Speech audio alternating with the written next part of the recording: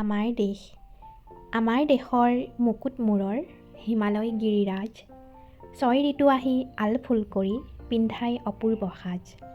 পাটকায়ে মেলে কলা চুলি তাৰি, অৰুণ উদয় তাত, লুইতে পখালি চৰণ দুখনি, দিয়ে ৰিহাখনি গাত। শুকুলা পাতৰ ৰিহা মেখেলাই জেউতী চৰাই গাৰ, কুলু কুলু কৰি আহে জান জুৰি, লয় হাতে সৰিহাৰ। শোভিছে বুকুত খাচীয়া পৰ্বত, বৈছে অমৃত ধাৰা, আৰু কতগিৰি আছে শোভা কৰি, আচলত নাচে তৰা। আমাৰ দেশৰ ৰূপ মনোহৰ, তাৰ যে উপমা নাই, অসমা সুষমা মুনি মনোৰমা, আমাৰ চেনেহী আই। নানা গুণ গান সুমধুৰ নাম, পুৰাণত ভাৰতত, দেৱভূমি বুলি আমাৰ দেশে জিলিকিছে জগতত। শুদ্ধ মনে চিত্ৰে ৰূপে ৰসে গীতে, ধনে ধানে পুষ্পে ভৰা, স্বৰ্গতো অধিক আমাৰ দেশেই সৃষ্টি পাতনিৰে পৰা।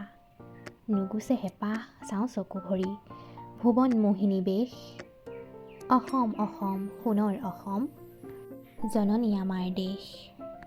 এই কবিতাটোত মূলতঃ নিজৰ দেশখনক নিজৰ আই নিচিনা অৰ্থাৎ জন্মভূমিক যিদৰে সন্মান কৰিব লাগে, আপোন বুলি ভাবিব লাগে, আদৰৰ বুলি ভাবিব লাগে, লগতে ভাৰতবৰ্ষৰ যি ভৌগোলিক শোভা, প্ৰাকৃতিক বৈচিত্ৰতা, ঋষি মুনি দেৱ দেৱতা, সাহিত্য সংস্কৃতিৰ মনোমোহা পৰিৱেশটো কবিয়ে সুন্দৰকৈ উল্লেখ কৰিছে। এতিয়া আমি ইয়াৰে পাঠভিত্তিক ক্ৰিয়াকলাপসমূহ আলোচনা কৰিম। প্ৰথম প্ৰশ্নটো দিছে, তলত দিয়া প্ৰশ্নসমূহৰ শুদ্ধ উত্তৰটো বাছি উলিওৱা। প্ৰথম প্ৰশ্নটো, কবিতাটোত আমাৰ দেশৰ মূৰৰ মুকুট বুলি কাৰ কথা কৈছে? 4টা উত্তৰ দিয়া আছে, ইয়াৰে শুদ্ধ উত্তৰটো হ'ব গ, অৰ্থাৎ আমাৰ দেশৰ মূৰৰ মুকুট বুলি হিমালয়ৰ কথা কোৱা হৈছে। দ্বিতীয়তে, কবিয়ে আমাৰ দেশক দেৱভূমিৰ লগত কিয় তুলনা কৰিছে? পুৰাণ মহাভাৰতত আমাৰ দেশখনক দেৱভূমি ৰূপে বৰ্ণনা কৰাৰ বাবে আমাৰ দেশক দেৱভূমিৰ লগত তুলনা কৰিছে। গতিকে ইয়াতে গ উত্তৰটো শুদ্ধ হ'ব।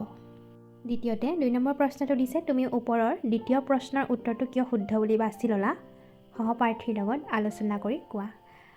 এইটো হৈছে ক্ৰিয়াকলাপ, অৰ্থাৎ নিজে কৰি নিজৰ বন্ধু বান্ধৱীৰ লগত আলোচনা কৰিবলৈ কৈছে যে 2 নম্বৰ যি প্ৰশ্ন আছিলে যে আমাৰ দেশৰ দেৱভূমিৰ লগত কিয় তুলনা কৰা হৈছে, যিহেতু কবিয়ে ইয়াতে উল্লেখ কৰিছে পুৰাণ মহাভাৰতত আমাৰ দেশখনৰ কথা সুন্দৰকৈ উল্লেখ আছে, বিভিন্ন ঋষি মুনিৰ কথা উল্লেখ আছে, সেইকাৰণে ভাৰতবৰ্ষখনক আমি দেৱভূমি ৰূপে বৰ্ণনা কৰিব পাৰোঁ। আৰু তোমালোকৰ নিজৰ নিজৰ যি মন্তব্য সেয়া সহপাঠীৰ লগত আলোচনা কৰিবা। প্ৰশ্ন নং 3, তলত দিয়া প্ৰশ্নকেইটাৰ উত্তৰ লিখা। গতিকে এইখিনি আমি আলোচনা কৰোঁ দিয়া। প্ৰথম প্ৰশ্ন, কবিয়ে কোন ঠাইত অৰুণ উদয় হয় বুলি উল্লেখ কৰিছে? ইয়াৰে উত্তৰটো হ'ব কবিয়ে হিমালয়ত অৰুণ উদয় হয় বুলি উল্লেখ কৰিছে। দ্বিতীয় প্ৰশ্ন, কবিয়ে অমৃত ধাৰা ক'ত বৈছে বুলি কৈছে?